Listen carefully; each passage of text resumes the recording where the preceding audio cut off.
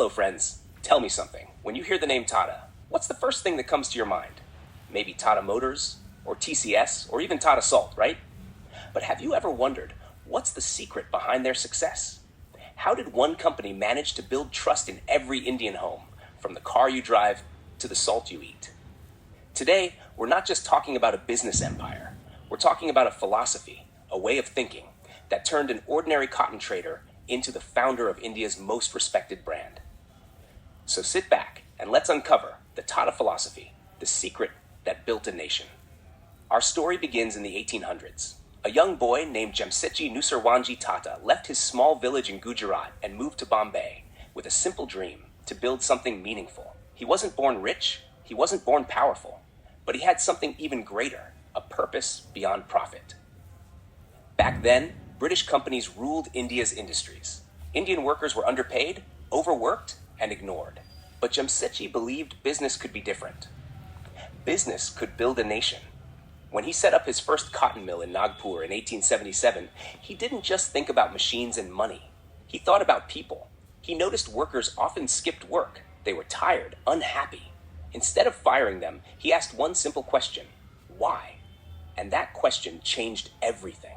He started India's first employee welfare programs, a provident fund for retirement, accident insurance, so families wouldn't be left helpless, and even sports and celebrations to build community.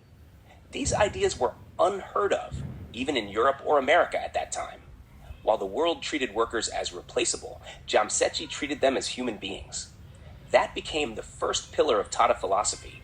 Business exists to serve society, not the other way around. Jamsetji's mind was full of dreams.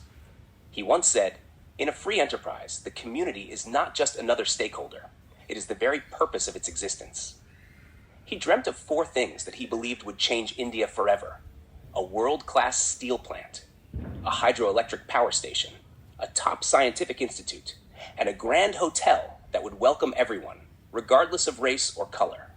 Before he passed away in 1904, he had already built the Taj Mahal Hotel, the first fully electrified building in India.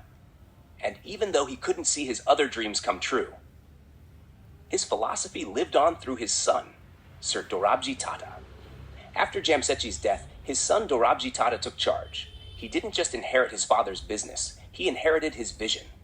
Dorabji built India's first steel plant, Tata Steel, in 1907. People laughed at the idea of making steel in India. But when World War I began, it was Tata Steel that supplied the iron for British tanks, weapons, and railways.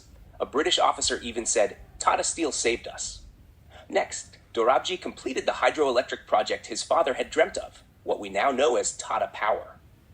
And he helped establish the Indian Institute of Science in Bangalore, one of India's greatest scientific institutions even today. See the pattern? Every business they built solved a national problem. They weren't just earning money, they were building the foundation of modern India.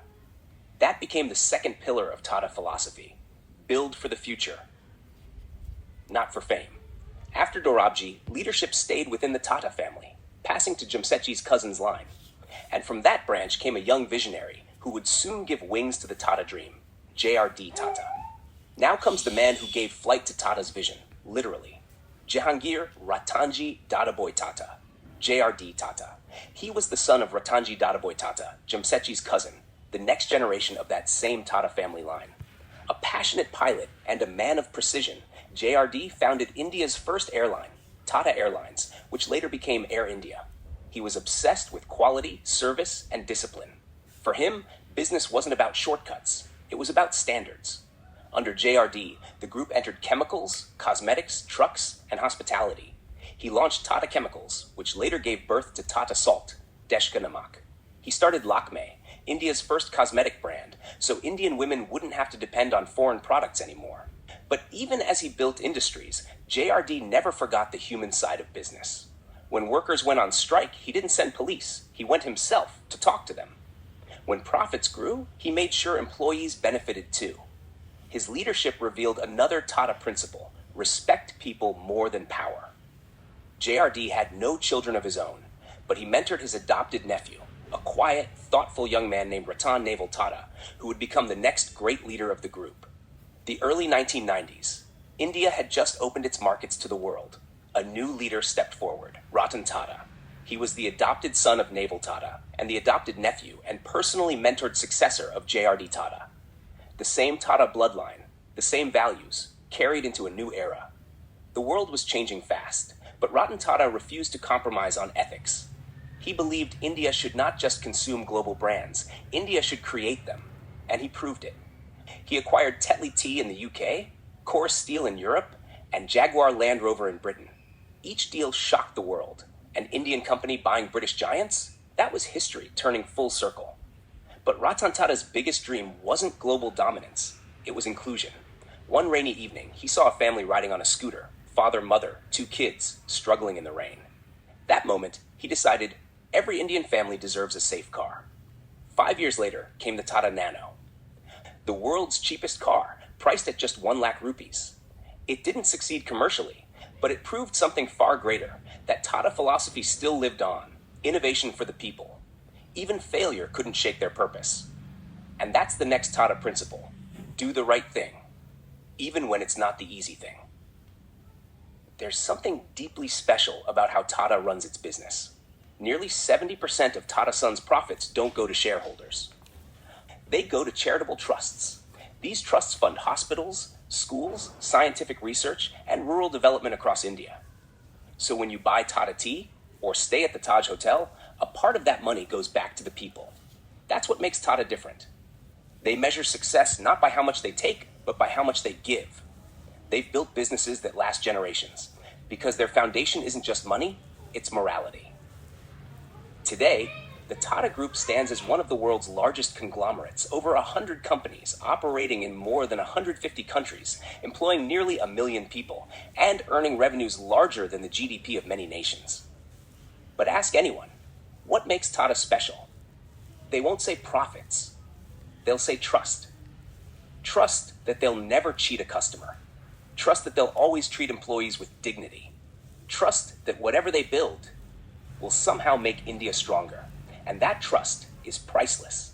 It's the true currency of the Tata Empire. Jamsetji started with a dream. Dorabji, his son, turned that dream into reality. JRD Tata, from Jamsetji's cousin's line, gave it wings. And Ratan Tata, adopted into the Tata family and mentored by JRD, took it to the world. So what can we learn from the Tata philosophy? It's simple. Success built on purpose lasts forever. The Tata story isn't just about steel, or salt, or cars. It's about proving that business can be kind, that ethics and excellence can coexist, and that profit can walk hand in hand with purpose. So the next time you see the Tata logo, remember, it's not just a brand. It's a 200-year-old promise to build a better India, one idea at a time. Thank you for watching. Keep growing. Keep glowing. This is Life Aura.